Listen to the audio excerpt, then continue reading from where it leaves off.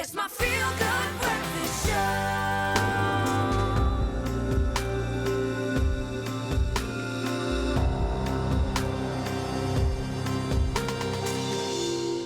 Welcome back to it, your feel-good breakfast show. It's Expresso live here on S3. Now, open up to some health discussions. After an overwhelming response to our Covid-19 discussion, which we did have last week, our trusted infectious diseases specialist and HIV clinician, Dr. Emile Reid is back in the studio. He's here to answer all of your burning questions on the topic. It's a burning topic everywhere you turn. The coronavirus cases in South Africa, they continue to surge at such an alarming rate. This past weekend, we reached the highest number of daily cases recorded in the country, surpassed our numbers from the second wave, and we officially passed the 2 million mark of infections, and it's really scary, such a scary time. We welcome back Dr. Emile Reid. How are you doing, Doctor? Morning, guys. Good. Doc, we're going to lay it on you today. We had, after last week's discussion, there were so many questions flooding in, so thank you so much to all of our viewers who posed these questions. We've got quite an array, so let's see if someone can stump you this morning. Now, I understand certainly that there is obviously a raised level of fear around this, but it's good that people are asking these questions because it means we're processing. So I'm going to dive right in here, and this question came from Anwar Mweba, asking, is COVID-19 a flu variant? Well, I think the important thing about that is the answer is no. So coronaviruses are what we call, in the past, cold-associated viruses. And for many years, it's been known to come from an animal host. And what is novel about this coronavirus is that it actually adapted to a point where it can be transmitted from human to human. So the answer is no. No, it is not the flu. Well, we've got another question, this one from Ayanda Bolin, who says, I'm so worried about this new variant, Delta. Are the symptoms similar to other variants? And how do I protect myself and my family from this variant specifically? Well, I think that's an important question because we need to get ready to live with COVID for many more years to come. Like we live with the flu. Like we live with the flu.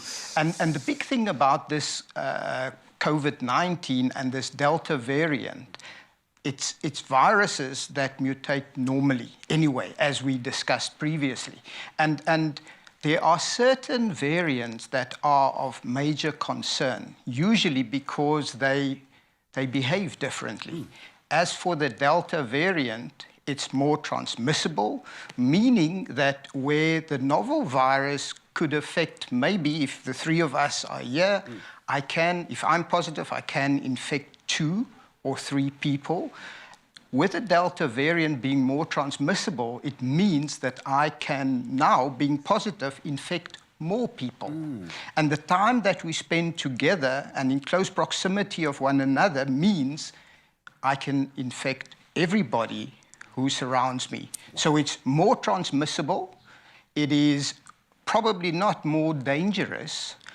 3 people that had the previous variant and were infected with the beta variant, they might get infected with a Delta variant because this virus is what we call immune or natural immune evasive. It's had an upgrade, Exactly. And the longer we allow this virus to replicate and to spread, the more variants we might develop. The symptoms that we had with previous variants are exactly the same. It is just more transmissible. It's ferocious. Feeding off that, Lukante Makoni asked this question, can any person recover from the Delta variant and how quickly? In terms of that recovery process, is it different or the same as the previous iterations? Well, it depends on how severe you were actually infected in the first place. So we know that about 90% of people getting infected will probably have a relatively normal illness, and usually they will not end up in hospital. Certain groups, particularly those individuals that are of higher risk, the elderly, people with comorbidities, and what we're seeing with Delta, we're seeing that people from age 40 to 50 is actually more susceptible to develop severe disease as opposed to the previous variants we had. It's gone younger. Absolutely. And we're actually finding that there's more children being infected as well. So this Delta variant is probably the worst variant that we had in the last year and a half. And just getting back to the question, depends on how severely you are infected. It will also influence your recovery. And we must remember that there is a minority group that develop what we call long COVID, meaning even months after they have been infected with a SARS-CoV-2 virus, they might have symptoms They really do linger. that do stay. sort of persist for many months to come. Wow. Well, the conversation continues. It's all about coronavirus. We're shining the spotlight on it. Of course, the numbers, they are surging at such alarming rates, and hopefully you are continuing to keep yourself safe out there, keep your loved ones safe. Your questions will be answered by Dr. Emile Reid in a bit. It's my feel-good breakfast show.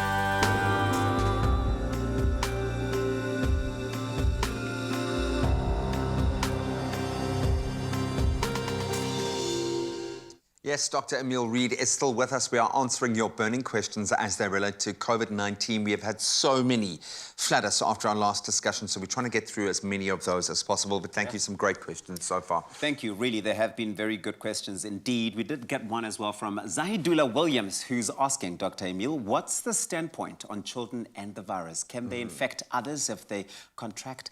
Seeing that the Education Department wanted schools to go back to full capacity, unfortunately, the reality is that not everyone adheres to the COVID-19 protocols and still mix freely and send sick children to school. It's also a socio-economic factor to consider. What's the standpoint there with children? Well, I think, Tabiso, the big problem we have is probably double-sided answer. Number one, we were extremely worried previously about the teachers, hence the reason for the Department of Education to request that teachers be prioritized, which they have done, and teachers are currently receiving their jabs. Somehow we still see a minority of teachers being hesitant to receive the vaccine as well. What we found with this Delta variant, which was described about a month ago in South Africa as well, is that children seems to be infected as well, meaning that the plot thickens and we are quite worried, where previously we said that kids are probably not affected in a horrible way, the same as the elderly people are. We now seem to find that with the Delta variant, kids are also infected, and somehow they also develop complications, which was not previously known or described, meaning that kids might also transmit the virus to the parents and even to the teachers And parents to their as children. well. So it's becoming a huge problem, especially with the new Delta variant. Do you see, we know that vaccines are pretty much the only answer. Ultimately, we know that now, this has been proven. Do you see, and this is a bit off scripture, but are we going to change our approach with children being vaccinated, that younger age? Do you think this is going to have an effect on that? Well, I think the procedure must still continue in the same vein as we've done up to now. So if we go back to school, kids need to be protected. First of all, they need to wear their masks. They need to sanitize. Classrooms need to be well ventilated. We need to open the windows. We need to open the doors, etc. So we will probably have to continue, even after the teachers have been vaccinated, in the same way as we've been in the last 6 months. Okay. I'm going to stay on the topic of vaccinations here. Vivian Alexander Swartz had this to say: I was advised not to vaccinate yet, and I stress yet, due to chronic sinusitis and an airway infection. any advice, and why would that be the case?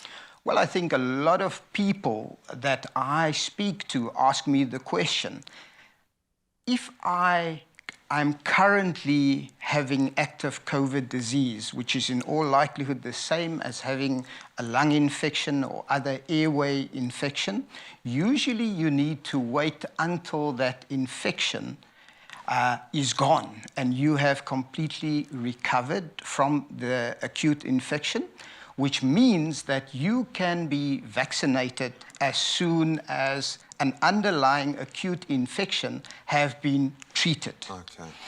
The only other reason for people to wait much longer is during COVID, whether they have received treatment, including convalescent plasma or monoclonal antibodies, which can be used in certain cases.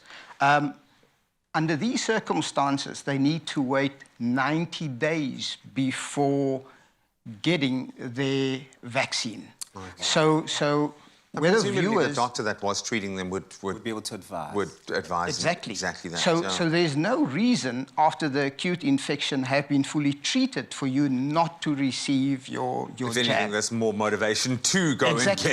and get it. and I do get viewers asking me, but why do I have to wait 90 days? And the answer to that is you don't have to wait 90 days unless you have received treatment with antibodies, monoclonal antibodies, or convalescent plasma. Okay. See. Zayadullah Williams, who's had a very busy morning with us, she's asked again, if you've been vaccinated, are you immune from contracting the virus? What does the vaccine actually do for you? Okay, you remember we spoke about current vaccines not being the perfect vaccines. And the reason for that is it does not protect you against contracting an infection. So what the current vaccines do, it protects you from complications that will lead to hospitalization and it might lead to death. So that's the main focus of the vaccines, meaning that even if you've been vaccinated, you can still contract COVID-19 infection, meaning that you can still transmit it to your family and friends as well. So having received this vaccine doesn't mean you can throw away your mask and you can tell yourself, I don't have to adhere to masking up, social distance, etc. You still need to continue doing that. You're not entirely in the clear. Yeah, well, you might be protected from the more severe consequences of contracting it, but you can still transmit it and you still have an absolute responsibility to protect those around you. Correct, and that is the main reason why we focused on the elderly, why we focused on people with comorbidities, because they are at highest risk to actually develop complications and to die because of this disease. Dr. Emile, you've been fantastic, and I think there are so many questions out there with people really wanting to get information, and the variants do make it quite tricky to keep up with the virus. But we're bringing you back next week, buddy. You can come in here. Listen, there are a whole host of resources available out there for you to tap into. The sacoronavirus.co.za. That's the website for the coronavirus here in South Africa, where you can check out all the information you need. And Dr. Emile Reid will probably be back again soon answering all of your questions. Right now, we take it to the kitchen. Let's eat something, man.